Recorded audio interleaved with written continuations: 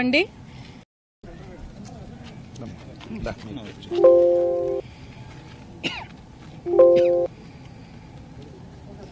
అందరికీ నమస్కారం అండి. ఈరోజు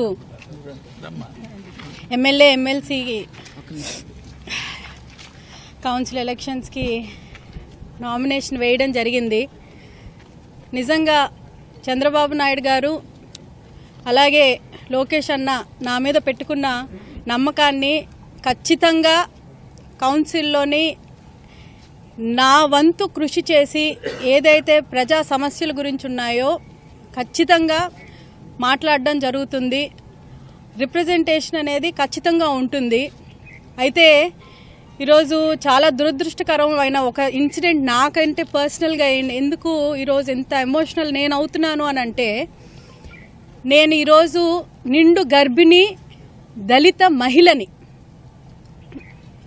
నేను 9th మంత్లో ఉన్నా కూడా తను ఖచ్చితంగా సరే రేపు డెలివరీ చేసి మంచి పేరు తెచ్చుకుంటుంది కౌన్సిల్లోని, మా అమ్మగారికి కావాలి ప్రతిభా భారతి గారి లాగా అని చంద్రబాబు గారు నారా లోకేష్ గారికి ఉన్న నమ్మకం ఎంత ఉందో, అలాగే ఇంత నిండు గర్భిణి దళిత మహిళని అవమానించేటట్టు ఈరోజు సాక్షి పేపర్లోని రాయడం జరిగింది. చాలా దురదృష్టకరం అండి. అంటే మనం ముందుకెళ్తున్నామా వెనక్కి వెళ్తున్నామా అన్న సంస్కృతి వైఎస్ఆర్సీపీలోని లాస్ట్ 5 years టెన్యూర్లో చూసినప్పుడు వీళ్ళు ఇంకా మారారేమో అని అనుకుంటాం. కానీ ఆ భ్రష్టు పట్టిపోయిన పేపర్ కానీ భ్రష్టు పట్టిపోయిన రాజకీయాలు కానీ వాళ్ళల్లోని కంప్లీట్గా ఇమిడిపోయింది. వాళ్ళకి ఒక మహిళ గురించి మాట్లాడుతున్నామని కానీ, లేకపోతే ఒక దళితుల గురించి మాట్లాడుతున్నామని కానీ, లేకపోతే ఒక గర్భిణీ గురించి మాట్లాడుతున్నాం కానీ ఏం ఎమోషన్స్ అంటూ ఏం లేకుండా ఒక యాంటీ దళిత్ పార్టీగా అది వైఎస్ఆర్సీపీ ఉండడానికి ఈరోజు సాక్షి పేపర్ తాలూకా నిదర్శనం అండి. భారతిరెడ్డి గారిని ఒకటే నేను అడుగుతున్నా, మీ పార్టీలోని మీ అందరూ ఇచ్చిన సూచనలు సలహాలు బట్టి అప్పుడు రోజా కానీ ఆ కొడాలి నాని కానీ నోటికి వచ్చినట్టు బూతులు మాట్లాడితే వాళ్ళకి మంత్రి పదవులు ఇస్తారు అన్న కల్చర్ మీది. మీరు మంచి పని చేయండి, ప్రజల తరఫు నుంచి పోరాడండి, పార్టీ కోసం పనిచేయండి, కార్యకర్తలతో ఉండండి, కార్యకర్తల సమస్యలు తెలుసుకోండి, గ్రౌండ్ లెవెల్లోని ప్రజల సమస్యలు తెలుసుకోండి అనే సిద్ధాంతాలు అన్న ఎన్టీఆర్ దగ్గర నుంచి, చంద్రబాబు గారి దగ్గర నుంచి, ఈరోజు లోకేష్ అన్న దగ్గర నుంచి మాకు వచ్చిన సిద్ధాంతాలు అవి. మా రక్తంలోని ప్రిన్సిపల్డ్గా సిద్ధాంతాలతోటి ముందుకెళ్లే రాజకీయం చేసే కుటుంబం నుంచి నేను వచ్చాను. మీరు ఒక మనిషి గురించి రాసేటప్పుడు అసలు తను ఎలాంటి పరిస్థితుల్లోనుంది ఏంటి, ఒక మహిళ అయినా ఒక దళిత అయినా అని ఒక ఆలోచించకుండా చాలా క్రిటిసిజంగా మాట్లాడడం అనేది చాలా దారుణం. అది నేను తీవ్రంగా ఖండిస్తున్నాను. ఈరోజు ఒక మహిళగా, ఒక దళిత మహిళగా ఖండిస్తున్నాను. అలాగే సాక్షి పేపర్లోని ఇంకా మీరు దిగజారుడు రాజకీయాలు చేస్తున్న కొద్దీ ఆ 11 సీట్లు కూడా మీకు రాకుండా పోతాయి. ప్రజలు ఆల్రెడీ నేనేదో బస్సులోంచి ఈడ్చి కొడతారా అని చెప్పారు అని అంటే, నేను ఆ రోజు మహానాడులోని ఎందుకు మాట్లాడానో అప్పుడు చెప్పాను, ఇప్పుడు చెప్తున్నాను. ఒక డిబేట్లోని వైఎస్ఆర్సీపీ తాలూకా ఒక స్పోక్స్ పర్సన్, నేను రాష్ట్రంలోని అమ్మాయిలు చాలా రేప్ అవుతున్నారండి, ఎలాగ దీని గురించి మీరేం గవర్నమెంట్ స్పందించడం లేదని అంటే, నిన్నెవడైనా రేప్ చేశాడా నన్ను అడిగాడండి లైవ్లోని. నేను దాని గురించి కంప్లైంట్ ఇస్తే పోలీసులు కంప్లైంట్ తీసుకోలేదు, దాని గురించి ఎవరు స్పందించలేదు. ఎమోషనల్గా నేను ఒక ఆడపిల్లని, అంటే అమ్మాయిల సమస్యల గురించి ఎవరైనా మాట్లాడాలి అని అంటే, ఒక రేప్ విక్టిమ్ గురించి మాట్లాడాలి అని అంటే రేప్ అయిపోవాలండి. అందుకే నేను ఎమోషనల్గా ఆ రోజు చేశాను. అంతేగాని బస్సులోంచి ఈడ్చి తంతాను అవన్నీ అన్నప్పుడు నేను ఎమోషనల్గా నేను బాధపడ్డాను, కాదని అనడం లేదు. కానీ there is a reason far emotion. YSRCP వాళ్ళు సక్రమంగా వాళ్ళ గవర్నమెంట్ వాళ్ళు రన్ చేసి ఉంటుంటే మాలో నుంచి, దళితుల్లో నుంచి ఇంత ఎమోషన్ వచ్చేది కాదు.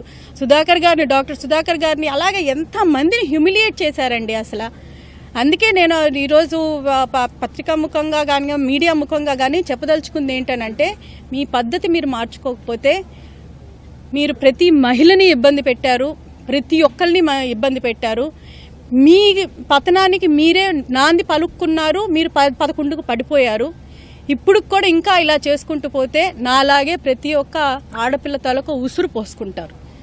దయచేసి encourage good politics in council and assembly. Discussions నీట్గా చేయండి. మేము చేస్తున్నంత నీట్గా మీరు కూడా డిస్కషన్స్ పెట్టండి. We're most welcome. We will reply properly. మా గవర్నెన్స్ బెస్ట్ గవర్నెన్స్గా మేము ప్రూవ్ చేసుకుంటాం. Thank you.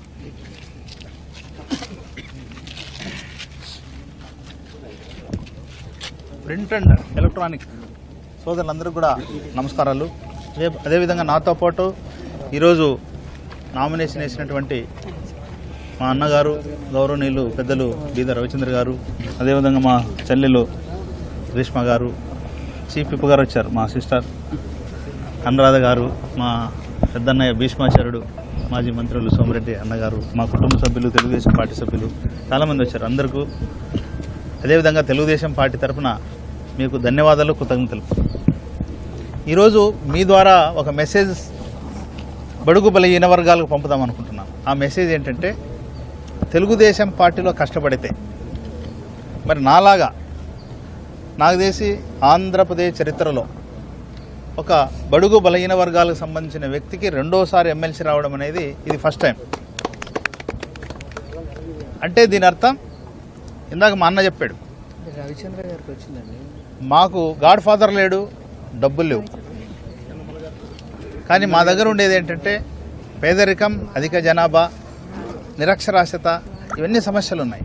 మరి ఇవన్నీ అధిగమించాలంటే చట్టసభల్లో బడుగులు గొంతు వినిపించాలనే ఉద్దేశంతో తెలుగుదేశం పార్టీ జాతీయ అధ్యక్షులు, ముఖ్యమంత్రి వర్యులు, గౌరవనీయులు పెద్దలు, నేను ఎప్పుడు చెప్తుంటాను, బడుగుల భగవంతుడైనటువంటి నారా చంద్రబాబు నాయుడు గారు, అదేవిధంగా ఆయన వారసుడుగా వచ్చినటువంటి తెలుగుదేశం పార్టీ జాతీయ ప్రధాన కార్యదర్శి నారా లోకేష్ బాబు గారు, అదేవిధంగా తెలుగుదేశం పార్టీ అధ్యక్షులు పల్లా శ్రీనివాస్ గారు, ఎన్డీఏ కూటమికి సంబంధించినటువంటి జనసేన, బీజేపీ నాయకులు అందరూ కూడా మాట్లాడి ఈరోజు రెండోసారి నాకు అవకాశం ఇచ్చారు. అందుకోసమే ఈ రాష్ట్రంలో ఉండేది 5 సీట్లు, బీజేపీ, జనసేన, ఎన్డీఏ కూటమి పోతే 3 ఉన్నాయి. అందులో బడుగులకు 3 బడుగులే మేము, ఎస్సీ, ఎస్టీ, బీసీ, మైనార్టీలు తెలుగుదేశం పార్టీలు బడుగులు అంటాం. మొత్తం 100% మాకే బడుగులకే ఇచ్చారు, బడుగులకు గొడుగులు ఇచ్చారు. ఈ ఇద్దరికంటే అత్యంత అదృష్టవంతుడు నేను. రెండోసారి ఇది, ఈ కష్టకాలంలో మరి రెండోసారి అవకాశం వచ్చిందంటే చిన్న విషయం కాదు. మరి ఇలాంటి అవకాశం కలిగించినటువంటి చంద్రబాబు నాయుడు గారికి, నారా లోకేష్ బాబు గారికి మీ ద్వారా ధన్యవాదాలు తెలుపుతూ, బడుగు బలహీన వర్గాలకి నేను ఇచ్చే సందేశం ఏంటంటే, తెలుగుదేశం పార్టీలో కష్టపడితే నాలా 2 సార్లు ఎంపీ, కర్నూలు ఎంపీ, ఒకసారి రాజ్యసభ, 2004లో ఆదోన్ ఎమ్మెల్యే, అదేవిధంగా 2017లో కార్పొరేషన్ చైర్మన్, 19లో ఎమ్మెల్సీ, మరీ 25లో ఎమ్మెల్సీ. ఇన్ని పదవులు ఇవ్వడం అంటే చిన్న విషయం కాదు. అదేవిధంగా సామాన్య కార్యకర్త అయినటువంటి నేను ఈరోజు రాష్ట్ర ప్రధాన కార్యదర్శిగా పనిచేస్తున్నాను. పార్టీ పరంగా అయితేనేమి, ప్రభుత్వ పరంగా పదవులు అయితేనేమి, బడుగు బలహీన వర్గాలకు ఈ రకంగా ఈ పార్టీ అవకాశం ఇచ్చింది, ఇవ్వబోతుంది అనడానికి నిదర్శనం నేనే, దానికి స్ఫూర్తి. మీ ద్వారా ఒకటే బడుగు బలహీన వర్గాలకు అందరూ గుర్తు చేస్తున్నాను. వైఎస్ఆర్సీపీ పార్టీ అంతా కూడా గత 5 ఏళ్ళు మోసం చేసింది. ఎంతసేపున్న బడుగు బలహీన వర్గాలంటే ఎస్సీ, ఎస్టీ, బీసీ, మైనార్టీలని ఓటు బ్యాంకు చూసింది తప్ప ఎక్కడ కూడా గౌరవించినటువంటి సందర్భాలు లేవు. ఒకవేళ గౌరవించినా కుర్చీలకే పరిమితం చేశారు తప్ప ఎక్కడ విధులు లేవు, నిధులు లేవు.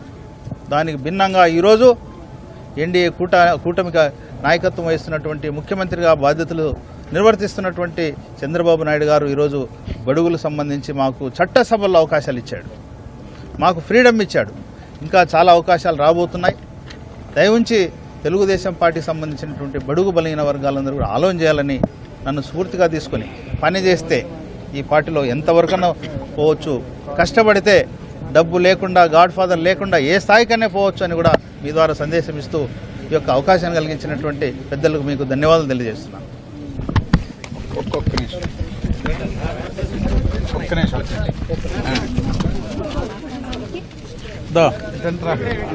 విక్టరీ చూపించమంటారా? ఇది కదా మాది.